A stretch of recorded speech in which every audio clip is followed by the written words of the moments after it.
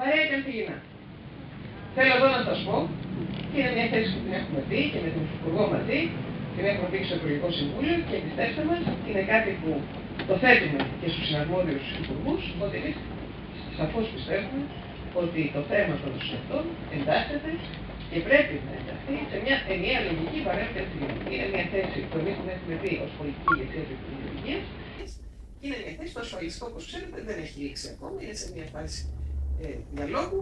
Είναι ένα θέμα που εμείς το στηρίζουμε. Να είμαστε σαφείς αυτό. Όπως καταλαβαίνουμε και τις ιδιαιτερότητες που τέθηκαν όσον αφορά τις γυναίκες νοσηλεύτριες, όλα αυτά τα ζητήματα του χρόνου, την αναλογική των χρόνων κλπ. Άρα, από εμάς εδώ έχετε υποστήριξη.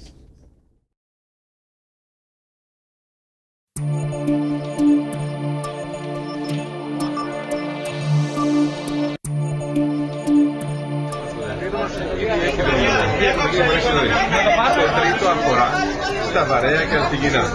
Δημόσια εγώ το δέσμευση ότι ο κλάδος σας θα συμπεριληφθεί και έχει γίνει η Επιτροπή Μπεχτάκη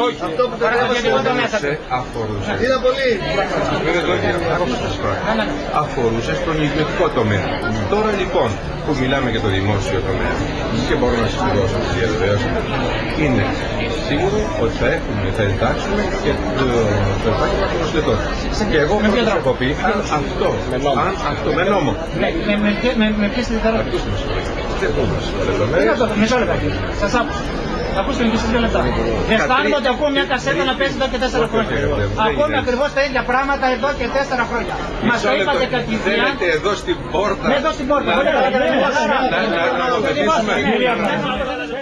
Ήσουν λόγια, μόνο λόγια κι υποσχέσεις ψεύτικες και το πόσο υποφέρω μια στιγμή δεν σκέφτηκες. Ήσουν λόγια, μόνο λόγια κι υποσχέσεις ψεύτικες και το πόσο υποφέρω μια στιγμή δεν σκέφτηκες.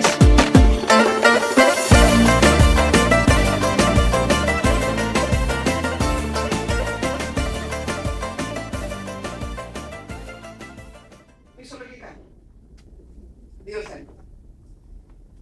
Πρώτα απ' όλα, επειδή όπως ξέρετε είμαστε σε μια φάση που για όλα τα κονδύλια του προπολογισμού έχει πει μια γενική οδηγία από το Υπουργείο Οικονομικών περιορισμού κατά 10% του κονδυλίου.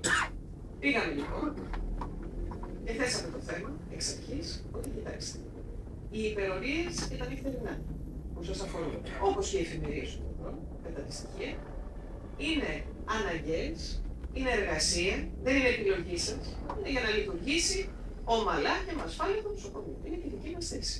Είναι και η λογική θέση.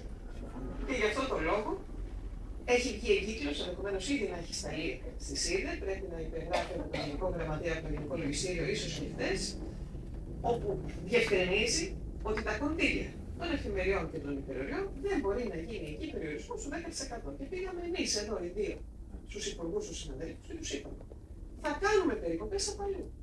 Και πιστέψτε μας, κάνουμε περικοπές από τα πάντα στο Υπουργείο. Αλλά όχι σε αυτά τα δύο κονδύλια. Γιατί αυτά τα δύο κονδύλια δεν είναι κονδύλια που μπορούν να είναι ελαστικά. Είναι ανελαστικά. Είναι να λειτουργήσει το νοσοκομείο. Και το δέχτηκα. Εμείς λοιπόν δεσμευτήκαμε και πρέπει να σας πω με θυσίες σε άλλους κωδικούς και για άλλες πολιτικές και είπαμε τι να κάνουμε. Σε αυτή τη φάση που είναι κρίσιμη, που είναι τα πράγματα δύσκολα, θα θυσιάσουμε άλλα κονδύλια του Υπουργείου. Αλλά 10% δεν θα γίνει κατακράτηση. Αυτό μας το δεσμευτήκαμε. Περιμένουμε και την εγκύκλιο. Υποτίθεται ότι μπορεί να έχει ήδη βγει. Είναι ένα θέμα πάντως που έχουμε συμφωνήσει. Τώρα, υπάρχει και κάτι για τα δουλευμένα σας.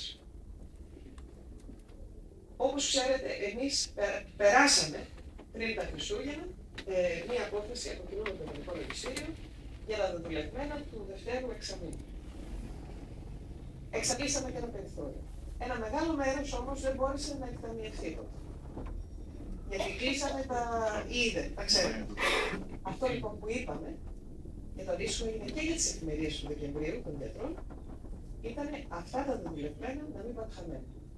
Μας είπανε λοιπόν, και αυτό είναι κάτι που μας είπαν ότι θα το δουν στις επόμενες μέρες, από αυτά τα δουλευμένα που είχαν εγκριθεί. Είμαι προσεκτική, γιατί θέλω να με ειλικρινείς απαντήσεις. Αυτά, ναι ακριβώς, που είχαν εγκριθεί. Αλλά λόγω της λογιστικής αλλαγής του χρόνου δεν μπορέσαν να εκταμιευτούν, μας είπαν ότι θα προσπαθήσουν να μας τα εγκρίνουν να τα πάρουμε. Γιατί? Και θέλουμε να είμαστε σωστοί. Και σας το λέμε, και θέλω και εσείς να καταλάβετε, σας μιλάμε με ειλικρίνεια, μέσα σε ένα πολύ δύσκολο οικονομικό περιβάλλον, προσπαθούμε να εξαντλήσουμε τα περιθώρια. Δύο θέματα και κλείνω. Προμήθειες φάρμακα. Έχετε απόλυτα δίκιο. Εκεί πρέπει να γίνουν οι περικοπές. Αυτή είναι η δέσμευσή μας. Είδατε και με τα φάρμακα προχωράμε. Και με την ανακοστολόγηση που πάει μείον 23%. Φέρνουμε ρύθμιση στη Βουλή, επειδή τέθηκε το θέμα, όπου αλλάζουμε τον τρόπο, λέμε νοσοκομιακή συσκευασία. Μιλάμε για τη δυνατότητα να υπάρχουν διαγωνισμοί. Μιλάμε για οργανωμένο φαρμακείο με ημερήσιο συνταγολόγιο για τους ασθενείς, προκειμένου ακριβώς να υπάρχει ένας έλεγχος της διακίνησης του φαρμάκου. Όπως επίσης, σας ενημερώνουμε και όλες σας από τους πρώτους που το λέμε, θα έρθει και εκεί ρύθμιση ότι τώρα που συγκροτήσαμε με νέο πνεύμα την Επιτροπή Προμηθειών Υγείας, γιατί όπως ξέρετε υπήρχε ασυδοσία ως τώρα, δεν υπήρχε καν μια πρόγραμμα προστοριών. Εκεί είπαμε λοιπόν ότι θα δημιουργηθεί ένα παρατηρητήριο αντίστοιχο με τα φάρμακα για τα αναλώσιμα, προκειμένου να έχουμε επιτέλους στις ευρωπαϊκές τιμές να φαίνονται και όταν κάθε νοσοκομείο ή κάθε περιφέρεια κάνει τους αντίστοιχους διαγωνισμούς, να έχει το μέτρο σύγκρισης υπέρ του δημοσίου. Κλείνω με το τελευταίο που θέσατε, που αφορά το ζήτημα της αναγνώρισης του νοσηλευτικού επαγγέλματος, τα επαγγελματικά σας δικαιώματα, τα θέματα του κλάδου, όπως επίσης και την πιο δημοκρατική διάσταση για την Ένωση Νοσηλευτών. Όλα αυτά τα θέματα τα γνωρίζουμε και τα εξετάζουμε. Οι δικές σας απόψεις που μας δώσετε καταγράφονται και πιστεύουμε ότι και εκεί θα μπορέσουμε γρήγορα να μπορούμε να σας πούμε για κάτι πιο συγκεκριμένο. Άρα λοιπόν, εγώ θα ήθελα κλείνοντας να πω. Είναι δύσκολη η συγκεκριμένη εδώ πέρα σε μια μαύρη κατάσταση που έπρεπε να δίνουμε αγώνα δρόμου. Πιστέψτε μας, η μισή μας μέρα περνάει να εξασφαλίζουμε κονδύλια και διάφορες καταστάσεις να μπορούμε να τις φέρουμε σε βόλτα. Ας ανανεώσουμε μια συνάντηση μετά το Πάσχα, όπου θα μας κρίνετε κι εσείς με βάση αυτά τα συγκεκριμένα που σας είπα. Από τώρα την ημερομηνία μετά το Πάσχα. Εντάξει, δεν θα σας πω ημερομηνία, αλλά μέσα μετά το Πάσχα. Έτσι, ευχαριστούμε πάρα πολύ. Να πάμε και στους δύο πλάνια που μας περιμένουν.